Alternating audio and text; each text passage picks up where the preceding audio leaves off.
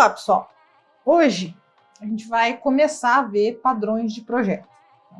Os padrões de projeto também são conhecidos como design patterns, né? Eles são soluções para problemas que são comuns, ou seja, problemas que vão ocorrer aí, que ocorrem com alguma frequência durante o desenvolvimento de software. Então a gente pode dizer que cada padrão ele é como se fosse um template que você usa e que você pode customizar para resolver um problema que é particular do seu código.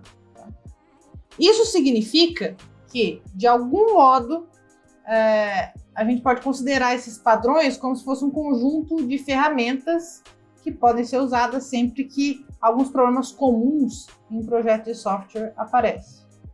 Então, por exemplo, do mesmo jeito que a gente precisa apertar, do mesmo jeito que sempre que a gente precisa apertar um parafuso, a gente vai atrás de uma chave de fenda, né, dependendo do parafuso, a gente vai atrás de um padrão de projeto sempre que precisa estruturar melhor as nossas classes e o relacionamento entre as nossas classes, lógico aí dependendo do que a gente quer que o código faça.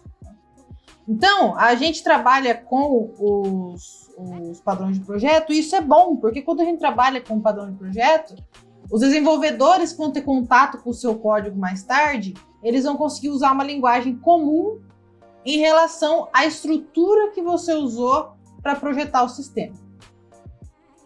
Veja aqui, você não consegue, por exemplo, você não pode procurar no Google por um padrão e simplesmente pegar o código daquele padrão e colar ele no seu programa, tá? O padrão ele não é uma biblioteca e ele não é o Stack Overflow, você pode ir lá e copiar código. Tá? O padrão ele não é um trecho de código específico, ele é um conceito geral que pode ser usado para resolver um problema em particular. Então, o que você pode fazer é entender o padrão e implementar uma solução para o seu problema com base naquilo que você entendeu, com base naquele padrão. Então, outra coisa que a gente pode concluir é que padrões, eles não são algoritmos. Tá? Embora a gente tenha aqui ambos os conceitos, tanto de algoritmo quanto de padrão, descrever soluções típicas para problemas comuns, tá? Só que quando eu tenho um algoritmo, o algoritmo ele sempre define ali um conjunto claro de instruções que vão ser executadas para atingir determinado objetivo. Tá? E o padrão, ele está mais para uma descrição de alto nível de uma solução. Ele não é a solução em si. Então, o código de implementação de um mesmo padrão, ele vai poder ser diferente de um programa para o outro. Enquanto um algoritmo que você usa aí, que ele soluciona um problema específico, vai ser sempre o mesmo. Bom, então os padrões, eles são geralmente escritos de um modo formal, justamente para que as pessoas elas consigam entender melhor e reproduzir esses padrões em contextos que são diferentes. Então, de um modo geral, todo padrão ele vai ter sempre um propósito, que é uma descrição sucinta do problema que ele resolve e como o padrão resolve esse problema. Vai ter uma motivação que detalhe o problema e a solução. Vai ter a estrutura de classes que compõem o padrão e como elas se relacionam. Tá? E vai ter também ali, talvez, exemplo de código com alguma linguagem de programação para entender melhor o que está acontecendo.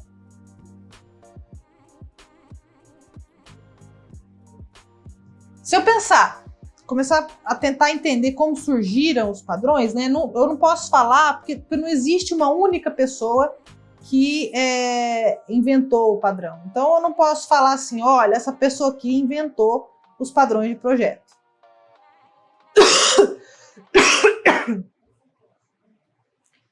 Isso por causa da natureza dos padrões de projeto, tá?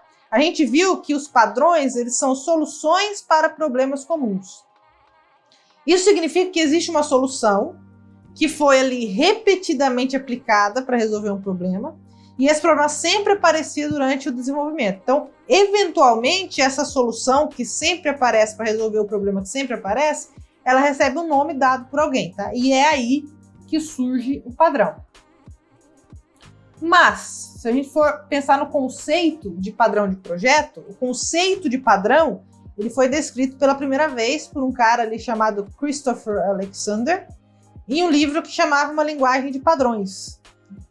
Esse livro, ele descreve uma linguagem, assim, entre aspas, tá? Uma linguagem, não uma linguagem de programação, mas uma linguagem para projeto de um ambiente urbano, tá? E as unidades dessa linguagem são os padrões. Então, no livro, os padrões, eles descrevem, por exemplo, quão altas as janelas podem ser, quantos andares um prédio ele pode ter, quanto de área verde tem que ter no prédio, assim por diante. Ele não é um livro de computação. Só que daí, mais tarde, 4 autores, que é o Eric Gama, o Richard Helm, o Ralph Johnson e o John Vilsitz, né? Eles publicaram um livro, agora na computação mesmo, chamado Padrões de Projetos, Soluções Reutilizáveis de Software Orientado a Objetos. E nesse livro, esses 4 autores, eles aplicam o conceito de padrão de projeto, lá do outro livro, na programação. Originalmente, esse livro ele mostra 23 padrões que resolviam alguns problemas muito comuns em projeto orientado a objeto. E aí esse livro ficou famoso na época e ele é famoso até hoje, né? Como o nome do livro era muito grande, eles começaram a chamar o livro de A Gangue dos 4, ou Gang of Four. Então hoje a gente vê muito por aí falando os padrões GOF, porque é G-O-F, de Gang of Four. E aí, a partir desse início, né, muitos outros padrões foram sendo descobertos. Então, a abordagem por padrões, que é esse negócio de usar padrão, ela se tornou popular, e aí alguns são aplicados até fora da orientação a objetos. Bom, os padrões, eles são diferentes, tá? Um dos outros. Então, esses padrões, eles se diferem, por exemplo, pela complexidade de cada um, pelo nível de detalhes de cada um, e pela escala de aplicabilidade desse padrão no sistema que está sendo desenvolvido. Os padrões mais básicos, eles são chamados de padrões idiomáticos e geralmente eles se aplicam a uma única linguagem de programação. E aí a gente tem alguns padrões que a gente chama de padrões universais de alto nível, que são chamados de padrões arquitetônicos. Tá? E esses padrões que são universais, eles podem ser implementados aí em qualquer linguagem de programação. Uma outra jeito de classificar o padrão é classificar ele de acordo com o propósito ou a intenção deles. Então a gente tem os padrões criacionais, os padrões estruturais e os padrões comportamentais. Os padrões que são criacionais, eles servem para fazer uma abstração do processo de instanciação de objeto. Tá? Então esse tipo de padrão ele vai permitir que o sistema ele fique independente do modo como os objetos são compostos, são criados e são representados. Então a gente pode dizer que os padrões criacionais eles vão se preocupar com onde eu vou colocar o new no código, onde eu vou criar novos objetos. Tá? Essa decisão de onde criar objetos vai determinar o grau de acoplamento das classes que estão compondo o sistema. Então, como padrão criacional, a gente tem o Singleton, o Prototype, o Factory Method, o Builder e o Abstract Factor. Já os padrões estruturais, eles focam na definição de como as classes e os objetos eles podem ser compostos, ou seja, como eles podem ser estruturados para criar uma estrutura maior. Tá? Então, geralmente, esses padrões estruturais, eles usam a herança e a composição para conseguir agrupar diferentes interfaces e diferentes implementações de classes. E aí, a escolha entre usar herança ou composição vai afetar o quão fácil vai ser possível modificar o seu programa. O quão fácil vai ser dar manutenção, ou adicionar, ou mexer em coisas do seu programa. E aí a gente tem esses padrões como padrões estruturais, que é o Proxy, Flyweight, Composite, Bridge, Facade também tem em alguns lugares que chama, Decorator e o Adapter. E a gente tem os padrões comportamentais. Os padrões comportamentais, eles focam na distribuição de responsabilidade entre os objetos, tá? Então, ele vai focar aí na comunicação entre os objetos e em como esses objetos eles estão relacionados. Tá? Então, como padrão comportamental, a gente tem o Observer, o Strategy, template, o command, o iterator, memento, state, mediator, chain of responsibility, visitor e o interpreter. O Goff, que é o Gang of Four, ele também faz uma classificação dos padrões com base no escopo de cada um. Tá? O que isso significa? É eu perguntar, por exemplo, assim, ó, esse padrão, ele foca em classes ou nos objetos da classe? Tá? Padrões que focam na classe, eles vão se preocupar com as classes e subclasses. Então, eles vão usar mecanismos de herança, tá? Para fazer essa estruturação das classes. E isso vai fazer desses padrões estáticos em tempo de compilação. Já os padrões de objeto, eles vão se preocupar com os objetos que podem, por sua vez, mudar de estado durante a execução do programa. Então, logo, esses padrões, quando eles se preocupam com o objeto, eles são dinâmicos. Bom, o que a gente viu aqui até agora é uma visão geral dos padrões de projeto e especificamente dos padrões Goff, do Gang of Four. Tá? A gente vai falar mais de padrão agora, mas pensando em um exemplo. A gente vai ver um exemplozinho aqui. Bom, vamos imaginar agora que existem dois tipos de pato. O Wild Duck e o City Duck. Tá?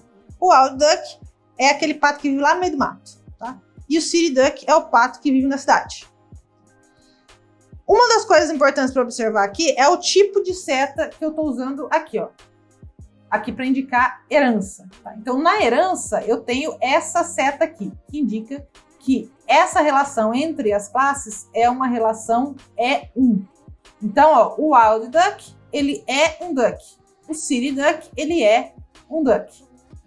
É diferente essa relação da relação tem1, que é esse outro tipo de seta aqui. Essa relação tem1, ela é usada em composições, tá? Guarda isso na mente, tá? Que o E1 é usado na herança, o tem1 é usado na composição, guarda isso. Bom, as subclasses de duck, ou seja, cada tipo de pato, o Wild Duck e o City Duck, é responsável por implementar a sua própria versão do método display.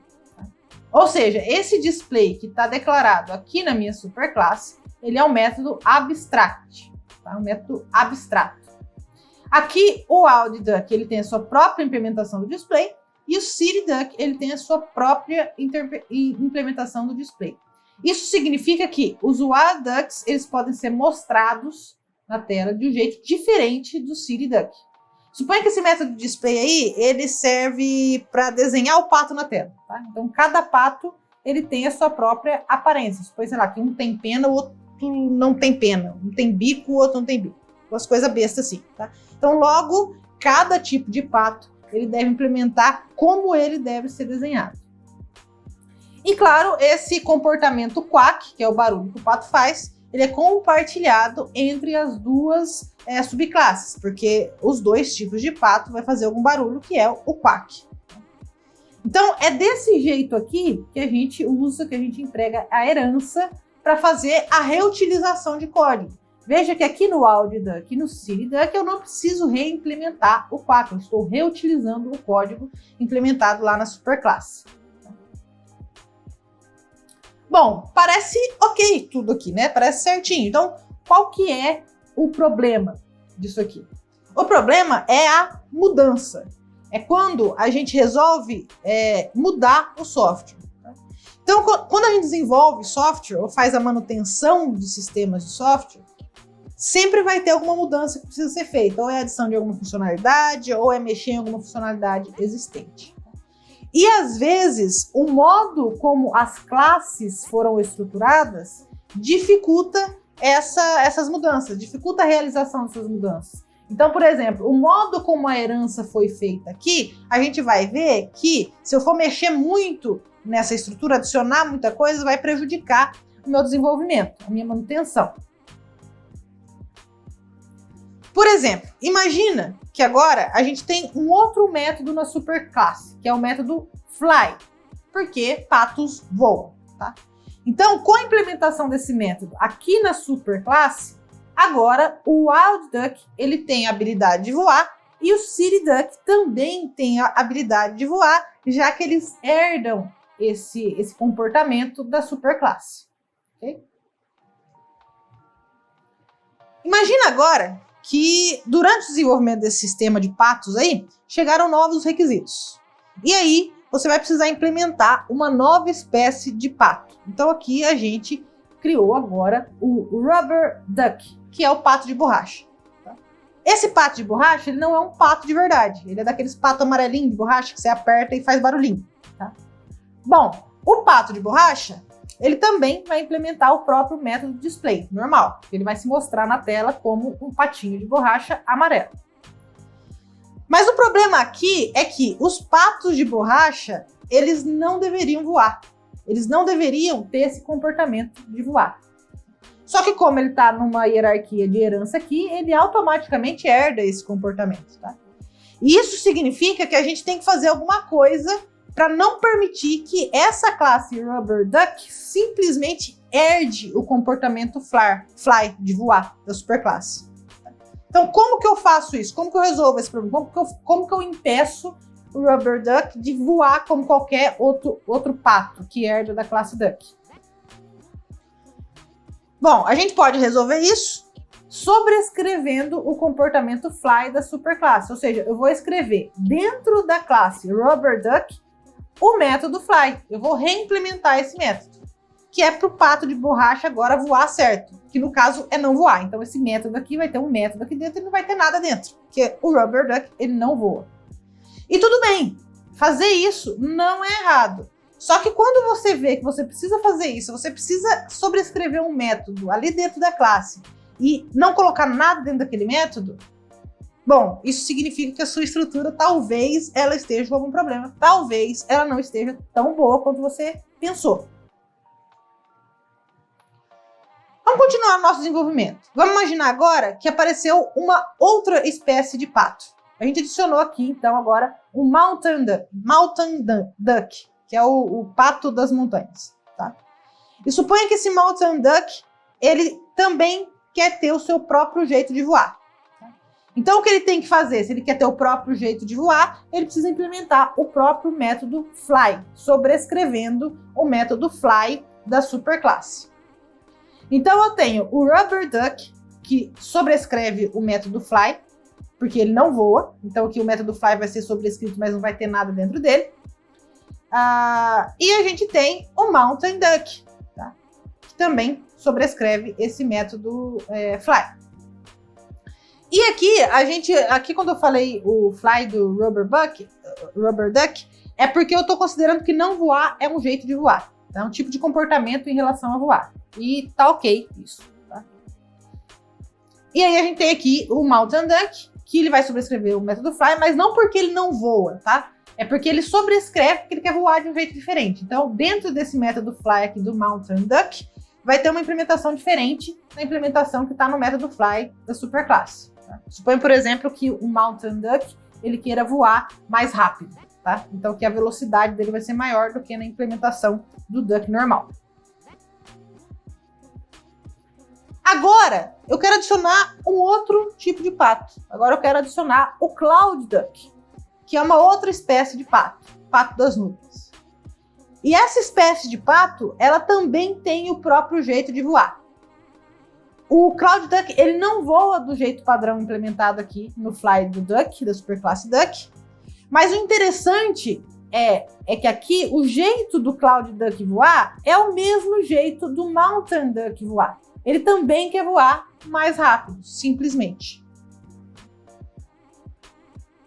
Lembrando que o jeito do Cloud Duck voar e do Mountain Duck voar é diferente do jeito do Rubber Duck voar e do jeito do Duck normal voar, tá? Lembrando também que o jeito do Rubber Duck voar aqui é não voar, já que o par de borracha não voa. Tá? Só que o Cloud Duck e o Mountain Duck, eles voam. Tá? E eles voam igual, é o mesmo código. Eles deveriam implementar o mesmo método fly, do mesmo jeito.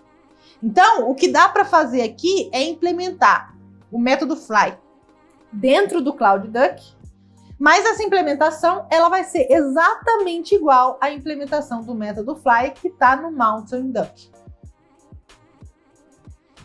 Então veja, o código do Fly para o CloudDuck é o mesmo do método Fly no Mountain Duck.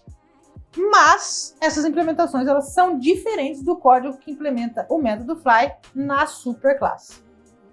Isso significa que aqui, nesse Fly e nesse Fly, a gente tem uma duplicação de código. A gente tem um método inteiro que é duplicado nas classes CloudDuck e Mountain Duck. Aí você pode pensar, eu crio então uma outra classe chamada Flight Style, que é o estilo de voo, e aí o CloudDuck e o Mountain Duck, eles podem herdar dessa classe também. Então eles vão herdar tanto da classe Duck quanto da classe Flight Style. Só que se eu fizer isso, primeiro eu vou precisar de herança múltipla, tá? E aí a coisa começa a complicar.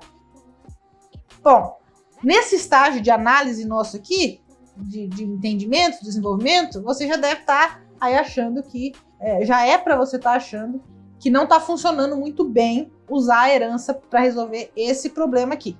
A herança não está dando muito certo. Porque veja, eu até posso usar herança múltipla e tentar isso, dependendo da linguagem de programação que eu estou usando. Só imagina que agora a gente tem o comportamento, além do fly, a gente tem o comportamento eat, que é comer. E a gente tem que o CloudDuck, ele tem o seu próprio jeito de comer, que é igual ao jeito de comer do WildDuck, que tá aqui no canto. O RubberDuck, ele não come, porque ele é um pá de borracha. Tá? Então ele também tem que sobrescrever esse método da superclasse para indicar isso. Então esse método aqui vai estar vazio, quase a mesma coisa que o fly. E nenhum dos três, nem o WildDuck, nem o RubberDuck, nem o CloudDuck, eles comem do mesmo jeito que come o Duck, que é a superclasse. Veja que é o mesmo problema que a gente estava enfrentando quando estava tentando implementar o comportamento de voo dos patos. Então, para resolver do mesmo jeito, a gente teria que fazer as classes herdarem de mais uma classe. Por exemplo, Eat Style. A gente não ia fazer ela herdar da Flight Style, a gente pode fazer ela herdar da Eat Style. E aí cada um ia herdar agora de 3 classes. Da Duck, da Eat Style e da Flight Style. Já é uma herança que tem 3 classes aí para ser herdada. Então vai ficando cada vez mais complicado se eu for implementar outros comportamentos aqui. Tá? Por exemplo, walk, de andar. Então veja, o uso da herança ele é interessante quando o comportamento que eu estou querendo herdar, ele é herdado para baixo na hierarquia, em ordem descendente, que é a ordem hierárquica e padrão para herança. Quando você percebe que você está começando a tentar compartilhar comportamento horizontalmente nessa hierarquia, começa a ficar confuso. E aí é quando você começa a tentar colocar herança múltipla, tá? E a herança múltipla vai ser complexa por natureza, tá? Fora que vai depender da linguagem. Então você precisa sempre pensar que problemas com herança, eles raramente podem ser resolvidos com mais herança. O problema não está na herança em si, o problema está no modo como você estruturou as classes. Então, as hierarquias de herança, é lógico, elas podem ser organizadas de vários modos. Só que sempre vai aparecer um caso ou outro em que algum comportamento nessa hierarquia, ele precisa ser compartilhado, precisa ser herdado horizontalmente. E quando isso acontecer, ou você faz a duplicação de código, ou você encontra alguma outra solução. Tá? Então, tem um vídeo interessante sobre isso, tem um link na descrição para um vídeo legal, que em algum ponto desse vídeo, a mulher ela trata do porquê a composição, às vezes, é melhor do que usar a herança. Tá? Bom, o que eu quero que vocês façam agora? Eu quero que vocês parem um pouco para entender esse problema. Por que usar a herança nem sempre é bom? E por que isso aqui é um problema de herança, tá? E para pensar em uma solução para esse problema. Então, pega um papel, um lápis e começa a tentar solucionar esse problema dos patos, tá? Usando o que você já sabe sobre a orientação a objeto. Pode usar outras coisas. Você pode, por exemplo, pegar interfaces nessa hierarquia para tentar resolver. Tá? E na próxima aula, a gente vai ver aí, de fato, uma possível solução e continuar discutindo isso. Ok? Vejo vocês lá.